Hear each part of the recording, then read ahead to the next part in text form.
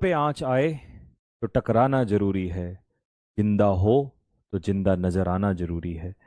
मेरे भाई, वक्त अब वास्तव में आ गया है कि अब शांत ना बैठा जाए, क्योंकि अगर अभी भी हम लोग शांत बैठ गए ना, तो मैं वादा करता हूं कि भविष्य को इस कदर बिगाड़ा जाएगा कि इसको पीढ़ियां लग जाएंगी सुधारने में। और जो बरसों से छात्र मेहनत करते हुए आ रहे हैं, वो जिंदगी में कभी वापस सोच नहीं पाएंगे तैयारी करने की। एसएससी स्टेनो का आंसर की आता है, और आंसर की आने पे ये सारे राज जो छिपे थे एसएससी के सब खुल जाते हैं कि क्या क्या इन्होंने नए नए गुल खिलाए हैं। क्वेश्चंस कैसे कैसे हैं, देख के शर्म आने लगेगी आपको। क्वेश्चंस कुछ सामने आते हैं तो आंसर की खुलेगी नहीं, और आंसर की अगर खुल जाती है तो गलत आंसर की है। एक समस्या नहीं है। चेयरमैन साहब ने बहुत शांति से बैठ बैठ के ललन टॉप को इंटरव्यू दिया था और कहा था कि अगर क्वेश्चंस गलत हैं तो हम बच्चों से पैसा नहीं लेंगे। तो बात सबसे बड़ी यहां पर यह है कि आप अपने शब्दों पे ही नहीं टिके हो। जितनी भी चीजें थी सब झूठ है। जिस तरीके के क्वेश्चंस इन्होंने बनाए हैं, अगर 10th क्लास के बच्चे से पेपर बनवाओगे तो वो ज्यादा बेहतर पेपर बना के दे सकता है आप लोगों को। आप ये देखिए, सबसे पहले एक क्वेश्चन ऊपर क्या है, चूज द नेक्स्ट फिगर, अगली आकृति चुने। आकृति ही नहीं है। आप क्वेश्चन पूछ रहे हो, क्वेश्चन ही नहीं है, और कैसे उम्मीद करते हो उस बच्चे से कि वो मेंटली हरास नहीं होगा। 100 क्वेश्चन अगर एग्जाम में आ रहे हैं, 5 क्वेश्चन पहले अगर डिस्टर्ब हो जाते तो बच्चे का पेपर खराब हो जाता था। बहुत सारा ऐसा बच्चा है जिसको नहीं पता। टीचर्स को ये बात हो सकती है पता है कि यार क्वेश्चन गलत है, चलो देख लेंगे, या जब हम बाहर होते हैं तो हमें समझ में आता है। वहां बच्चा इतना परेशान है, उसको समझ नहीं आ रहा क्या है ये तो वही वाली बात हो गई कि उल्टा चोर कोतवाल को डांट रहा है। गलती कर रहे हो, ऊपर से ये सारे हाल हैं आपके। क्वेश्चन देखिएगा जरा।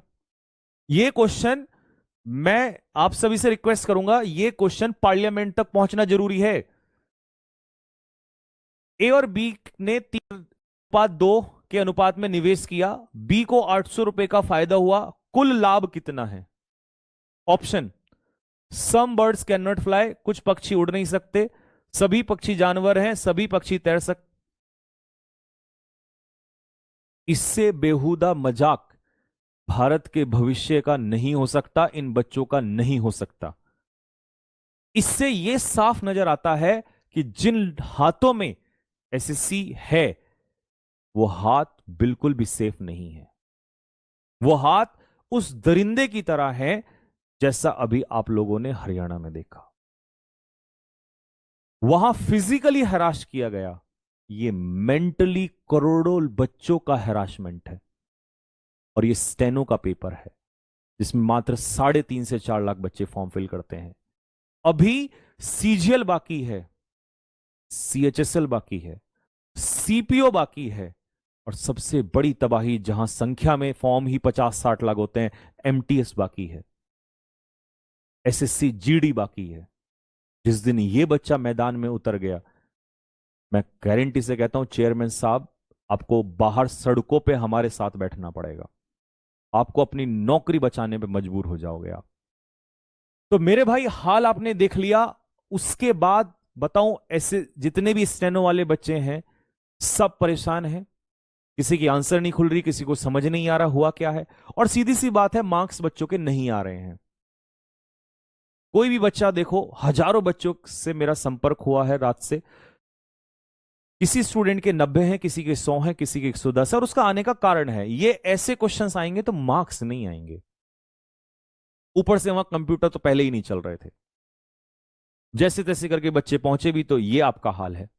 और ये सिर्फ 2 क्वेश्चन नहीं है, ऐसे तमाम क्वेश्चन आपको मिल जाएंगे। तो सोचिए उस बच्चे पे क्या बीत रही होगी। तो स्टेनो वाले बच्चों से तो अभी मेरा यह कहना है कि भाई आपको जो है घबराना नहीं है। तुम्हारे ही मार्क्स कम नहीं है, हालात सभी के सेम हैं, क्योंकि बच्चा सोचता है कि मेरे ही कम है, लेकिन ऐसा नहीं है। हम टीचर हैं, हम पे हजारों बच्चों के मैसेज आते हैं, हमें सब पता है। बहुत कोई रेयर स्टूडेंट ऐसा होगा जो 140 प्लस में, 50 प्लस में जा रहा होगा, लेकिन एवरेज मार्क्स नहीं है। एवरेज मार्क्स 100, 110, 20 के आसपास है। लेकिन उसके आगे की बात करता हूं कि ये तो चलो हो गया है।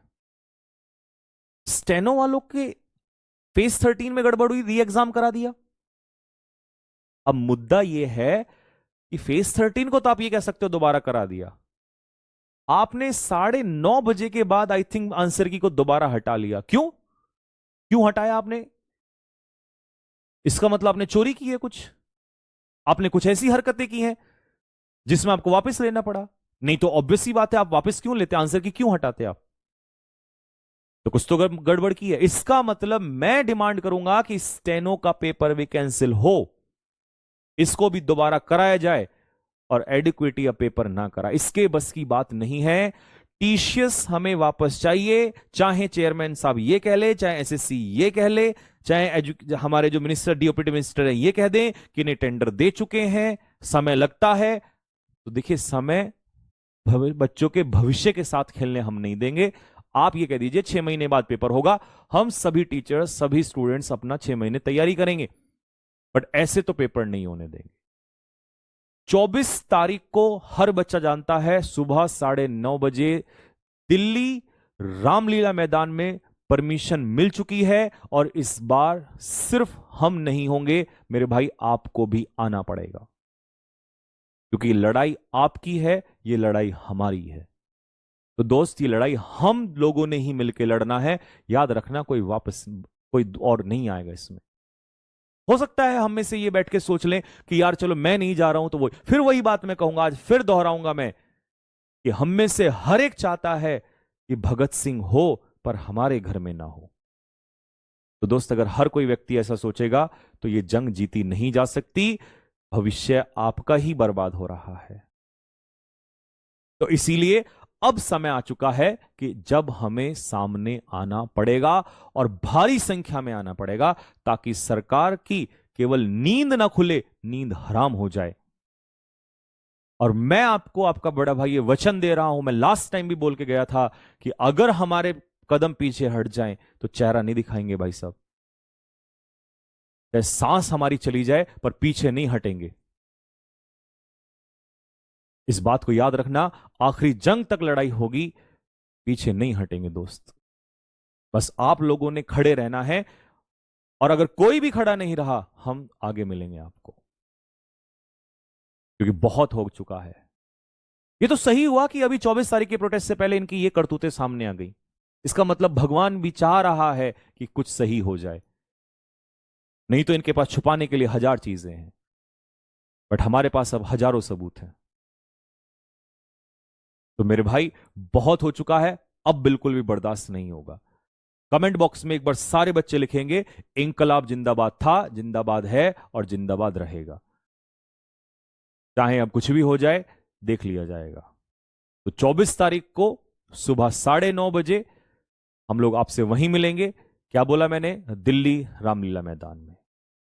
ऑब्वियस सी बात है, आप सभी स्टूडेंट जानते हैं कि जब ये आह्वान किया जा रहा है, तो हर एक वीडियो को, हर बंदे को जो भी आह्वान कर रहा है, आपको पता ही है कि सबको ये लोग देख रहे होते हैं, सब पता होता है इन लोगों को। हमने पिछले प्रोटेस्ट में सब देख लिया है। लेकिन मेरे भाई, आज मैं यहां खड़ा होकर सीना तान के कह रहा हूं कि अगर तुम रोक सको तो रोक लेना। एक किसान का बेटा आज यहां से कह रहा है, अगर तुम में दम हो तो रोक लेना, हम पहुंचेंगे, लड़ेंगे और जीतेंगे, और आखिरी सांस तक लड़ेंगे। तुमने बोला था ना मर्दानगी वाली बात, हम आपको दिखा देंगे, पीछे नहीं हटेंगे। हम भारत का भविष्य बर्बाद होने नहीं देंगे, चाहे कुछ भी हो जाए। अब आखिरी जंग तक आखिरी सांस तक जंग होगी। तो मेरे भाई, बस सभी से यही कहूंगा कि आइए, और पूरे जोश और ताकत के साथ आइए, क्योंकि अगर हम लड़े, और लड़के अगर हमारी जान भी गई, तो कायर नहीं कहलाएंगे। तो इसीलिए मेरे भाई, हम लड़ेंगे और आगे भी बढ़ेंगे। ठीक है, तो चलिए आपसे मिलते हैं, तब तक के लिए जय हिंद।